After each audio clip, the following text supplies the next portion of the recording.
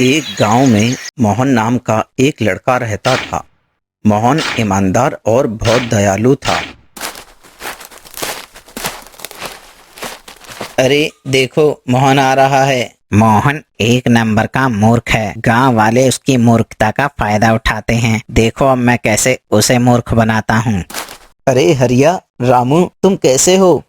क्या बताऊं मोहन भाई, बच्ची की तबीयत खराब है और मुझ पर पैसे भी नहीं जो बच्ची को दिखा सकूं। अरे हरिया भाई, बस इतनी सी बात। यह लो पैसे और किसी अच्छे से वैद्य के पास बच्ची को लेकर जाओ। हरिया को पैसे देकर मोहन आगे चल देता है।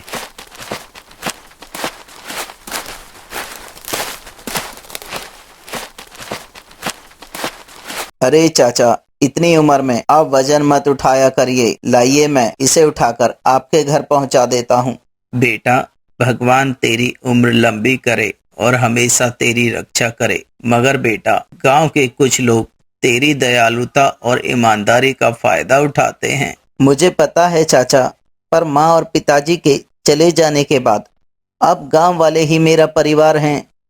अरे बिरजू, ये खेत किसके हैं? ये फसल तो बहुत अच्छी हो रही है। जमीन यहाँ की उपजाऊ लगती है। मालिक, मैं समझ गया, मगर ये खेत मोहन के हैं। वो कभी भी इन्हें बेचने के लिए तैयार नहीं होगा, क्योंकि ये खेत उसके पिताजी की आखिरी निशानी है। अगर वो खेत बेचेगा नहीं तो उससे ये खेत छीन लो। दुर्जन सिंह गांव का सरपंच था, मगर वह एक दुष्ट व्यक्ति था।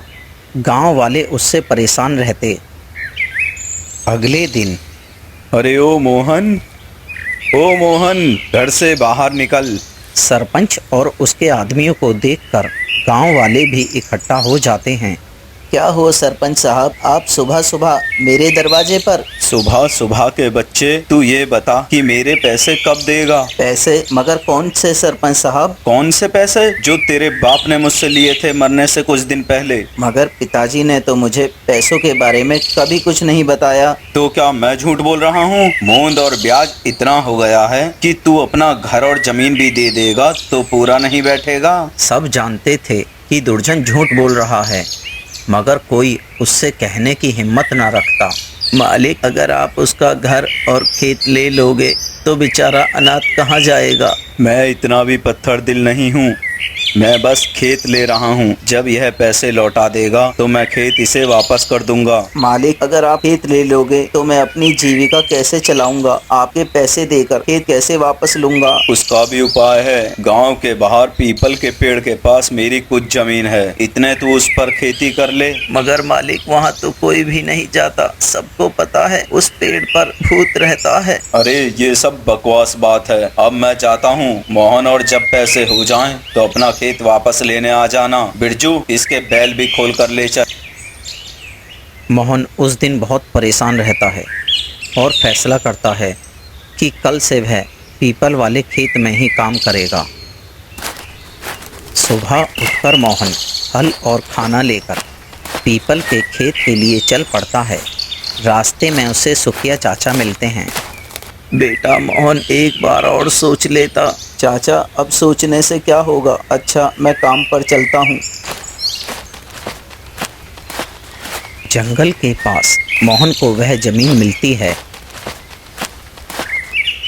जमीन को देखकर मोहन अपना माथा पकड़ लेता है। हे भगवान, यह तो जमीन बंजर है, पर अब कर भी क्या सकता हूँ।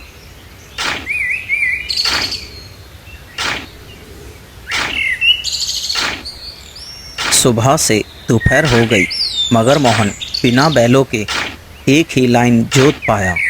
अब उसे भूख भी लग रही थी। वह पीपल के नीचे अपना खाना खोलकर बैठ जाता है। तभी, अरे भाई, क्या कुछ भोजन मुझे भी मिल सकता है? बहुत जोरों की भूख लगी थी। तुम्हारा खाना देखा तो रहा नहीं गया। क्यों नहीं भाई, दोनों मिलकर खा लेते हैं। आओ बैठो। अच्छा भाई, पहले तो तुम्हें कभी यहाँ देखा नहीं। मोहन ने उस आदमी को दुर्जन सिंह के झूठे कर्जे वाली सारी बात बता दी। दुर्जन सच में बहुत दुष्ट है। मैं उसे अच्छे से जानता हूँ, पर तुम चिंता मत करो। जल्द ही तुम अपने खेत वापस ले लोगे, मुझे यकीन है। पर कैसे भाई? इस बंजर जमीन पर खेती करके? मुझे नहीं लगता। अच्छा भाई, एक बात बताओ, अगर तुम्हें यहाँ खजाना मिल जाए तो तुम क्या करोगे? मित्र, मैं अपनी मेहनत पे भरोसा करता हूँ। अगर ऐसा हुआ तो मैं वह खजाना अपने गांव के लोगों की भलाई के लिए ही इस्तेमाल करूँगा। नहीं मित्र, वह खजाना सिर्फ तुम्हारा है और आज रात को मैं वह खजाना तुम्हें दूंगा, मगर मेरी एक शर्त है। वह आदमी मोहन से कुछ कहता है और मोहन दुर्जन के घर की तरफ चल देता है।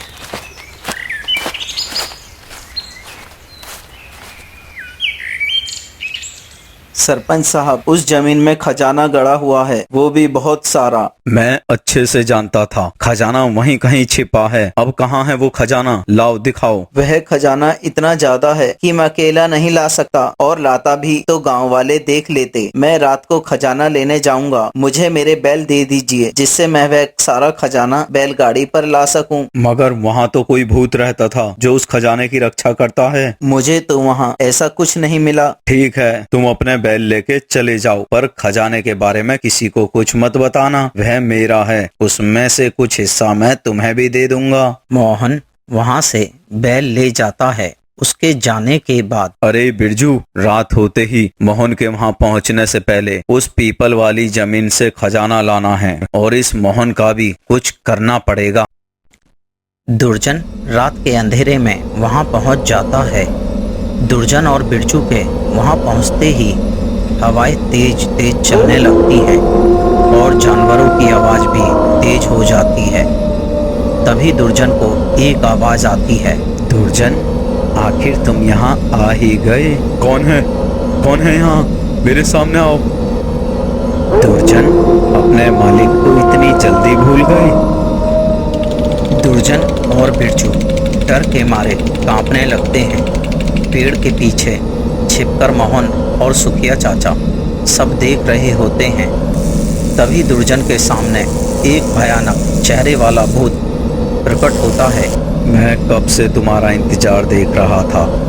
आज तुम्हें मारकर मैं अपना बदला पूरा करूंगा।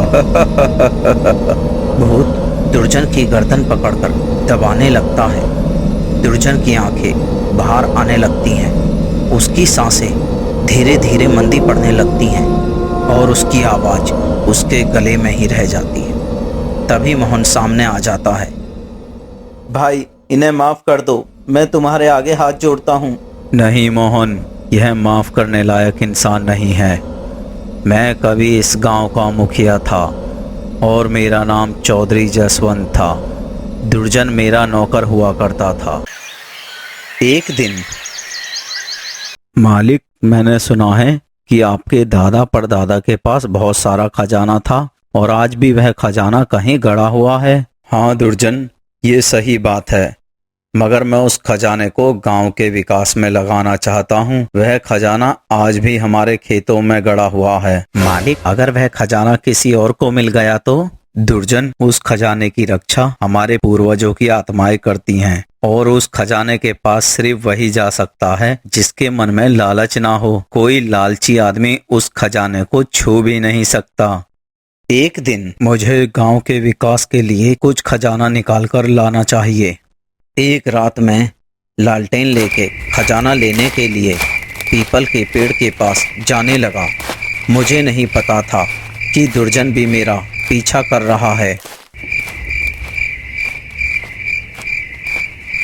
जैसे मैं खुदाई करने लगा, इस दुष्ट ने मेरे पे तलवार का वार कर मुझे मार दिया, लेकिन ये उस खजाने को छू भी न सका। मैं उस खजाने की आज तक रक्षा कर रहा हूँ। अब इस दुष्ट के पापों का अंत हो गया है। इस दुष्ट को मारने के बाद ही मेरी आत्मा को मुक्ति मिलेगी। इतना कहकर चौधरी दुष्यंत का भूत दुर्जन सिंह को मार देता है। मोहन, तुम एक भले और दयालु इंसान हो। तुम्हारे मन में कोई भी लालच नहीं है। यह खजाना मैं तुम्हें देता हूँ। इस खजाने को गांव वालों की भलाई के कार्य में ही लगाना। इतना कहकर भूत गायब हो जाता है और वहां पर एक खजाने का भरा बक्सा के होते हैं। मोहन गांव का नया सरपंच बन गया। सारे गांव वाले भी उसके सरपंच बनने से खुश थे।